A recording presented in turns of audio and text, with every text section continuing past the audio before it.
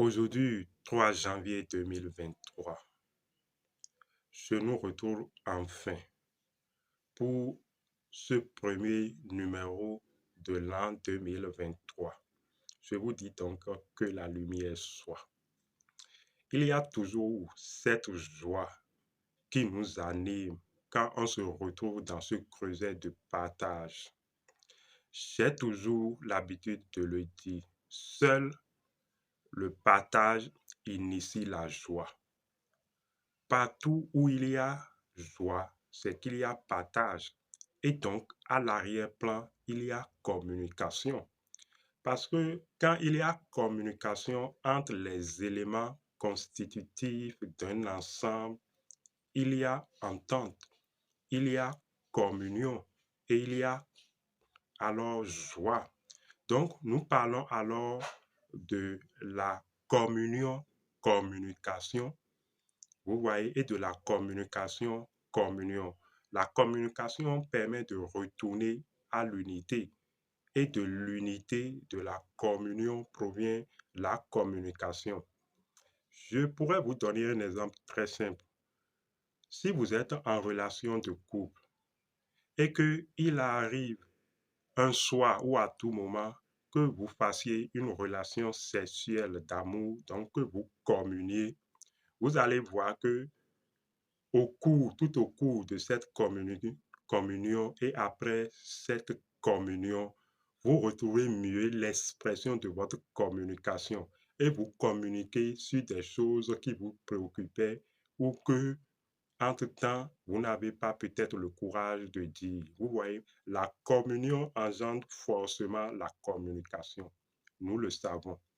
Vous le savez, même si vous semblez ne pas faire preuve de ce savoir. En ces temps qui courent, nous disons que des canaux conscients du divin pouvoir, de l'expression du divin pouvoir, doivent enfin prendre leurs responsabilités pour ordonner et orienter les choses à nouveau. Parce que si les justes ne font rien, ils font le jeu du mal. C'est exactement cela. Les justes doivent enfin prendre leurs responsabilités. La responsabilité du juste, le juste le sait, il le connaît même du fait de son autorité. Et il sait alors par les temps et par le cycle ce qu'il faut faire. Aujourd'hui, nous allons parler de Et Jésus marcha sur les eaux, de l'eau, pas au sein de l'eau, quoi, comme de l'eau qu'on boit. Et Jésus marcha sur les eaux. Nous allons enfin procéder à une démystification de cette phrase ou de cette scène tirée de la Bible. Je l'ai déjà dit une fois, nous utilisons ces scènes et ces passages de la Bible parce que la Bible n'est qu'une pâle copie de textes plus anciens et des connaissances des sanctuaires. Nous utilisons également les passages bibliques parce que, en tant qu'enseignants et gardiens de connaissances, nous savons que la clé qui a servi à fermer une porte est la même clé qui permet d'ouvrir la porte. Il suffit maintenant du sens, de tourner cette clé dans le sens adéquat.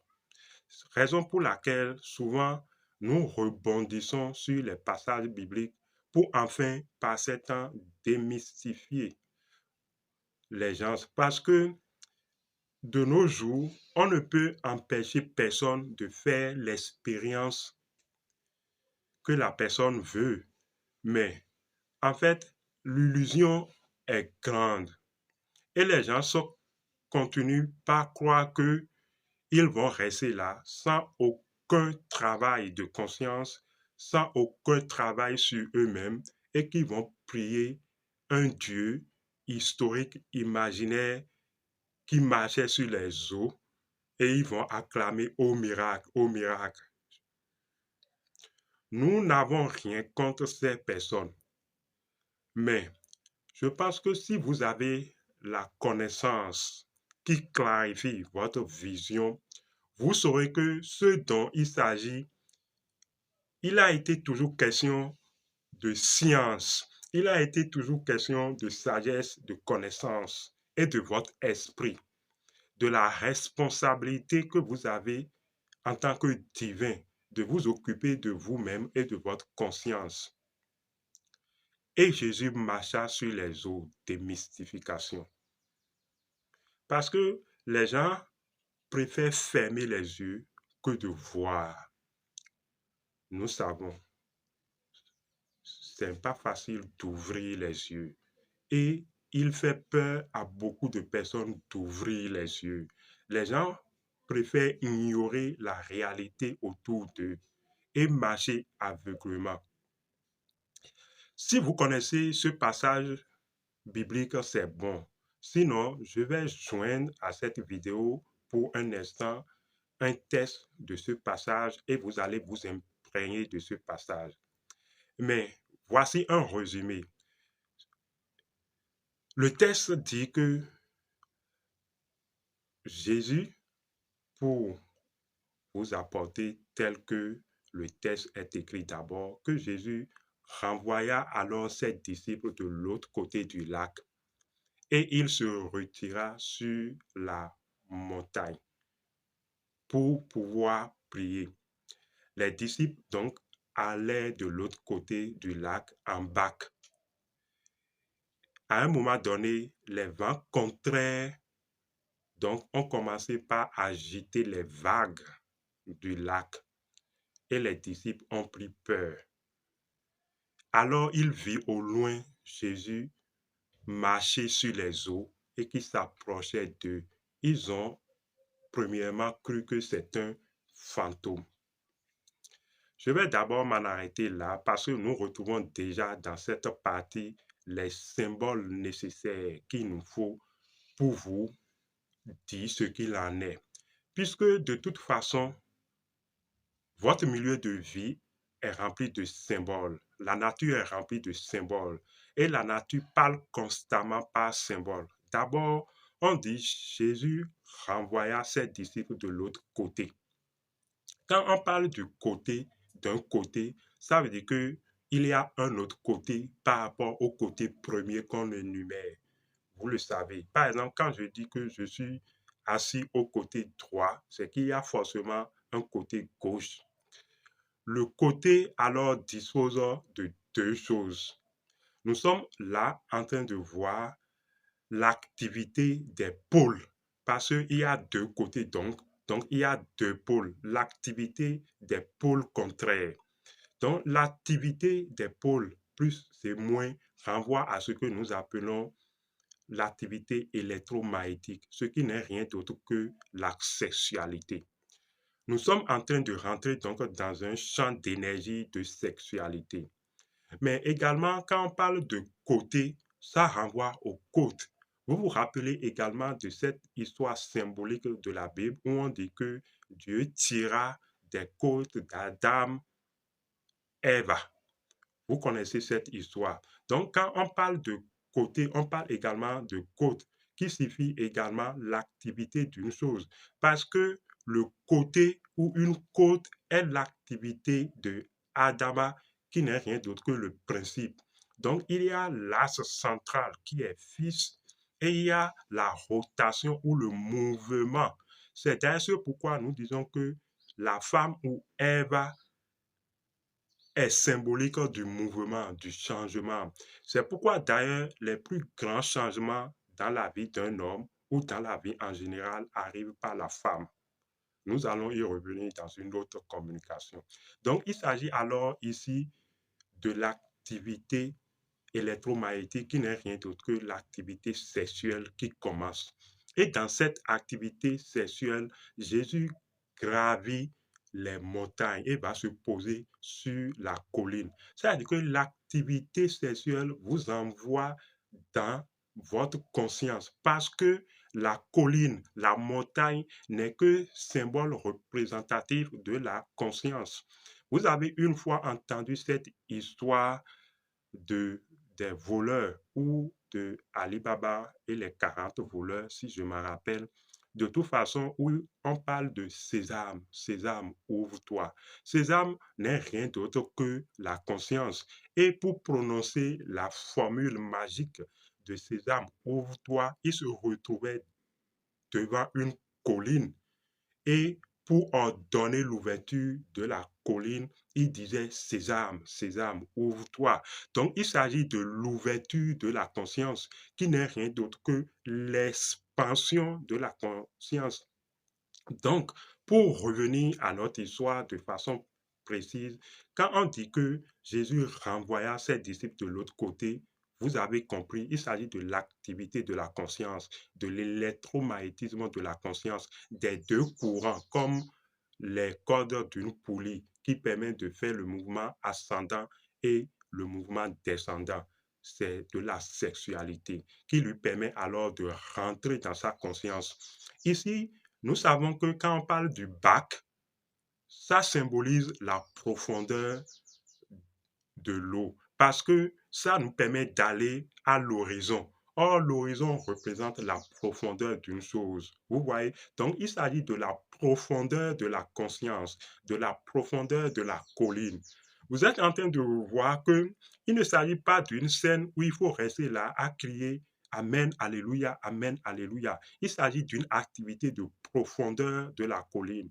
Quand vous arrivez à une certaine profondeur de la colline, alors vous allez faire face aux forces contraires, qui ne sont rien d'autre que vos émotions à un niveau d'expression et alors vos pensées à un niveau d'expression qui constituent les vagues du mental. Parce que les pensées sont comme les vagues du mental. Et ces agitations que produisent les vagues du mental, il vous faudrait maîtriser cela. Si il vous arrive en vérité, de maîtriser ces agitations que sont les vagues du mental, vous allez voir que ces vagues vont alors se calmer. Il serait que c'est un peu semblable que l'eau se calme entièrement et se durcit, même comme une colline. Vous serez tellement zen, rassuré, confiant, et il va alors vous sembler marcher maintenant sur de l'eau. En fait, c'est ça. Quand les vagues de l'eau se calment et la surface de l'eau se calme, vous allez pouvoir vous mirer dans l'eau. Parce que l'eau, quoi qu'on dise, et si on parle du sang également, est représentatif du miroir. Donc, c'est un peu comme si vous avez une projection de colline calme où vous pouvez alors marcher sur les eaux. En fait, vous pouvez alors observer votre mental dans le calme et vous allez pouvoir vraiment marcher. Vous aurez cette certitude comme si vous êtes sur une colline. C'est également ça l'image de construire sur une colline. Donc, commencez par aller à l'intérieur, en fait. Quand vous prenez l'histoire de la science initiatique et mythologique égyptienne, on parle du dieu Atum qui apparaît sur une butte de terre. Quand vous prenez cela, il s'agit également, je ne dirais pas d'une petite colline, mais c'est une colline également. Il s'agit de la conscience qui s'auto-ressaisit. Vous voyez, on parle en ce moment de l'autoconscience, la conscience qui a la capacité de se retourner sur elle-même. Toutes ces choses sont des œuvres de conscience. Il ne s'agit pas de s'attendre physiquement et de façon visible à voir un Dieu qui soit en train de marcher sur les eaux. la science magique permet de marcher sur les eaux et dans pratiquement beaucoup de traditions, les gens ont des formules consacrées et magiques pour marcher sur les eaux. Donc cela n'est pas donc un objet à commencer par prier du matin au soir. Dans notre tradition, la tradition du Dahomey ou la tradition du sud d'Adjatado, les gens marchent sur les eaux. Il y a des dignitaires qui vont sur les eaux et qui marchent sur les eaux. Donc, nous savons que cela n'est donc pas un objet où il faut commencer par crier Amen Jésus, Amen Jésus. Il faut retourner alors à la conscience, saisir les symboles de cette scène et approfondir les choses en conscience. C'était Abyss Adiboye. Je vous dis que les bénédictions soient.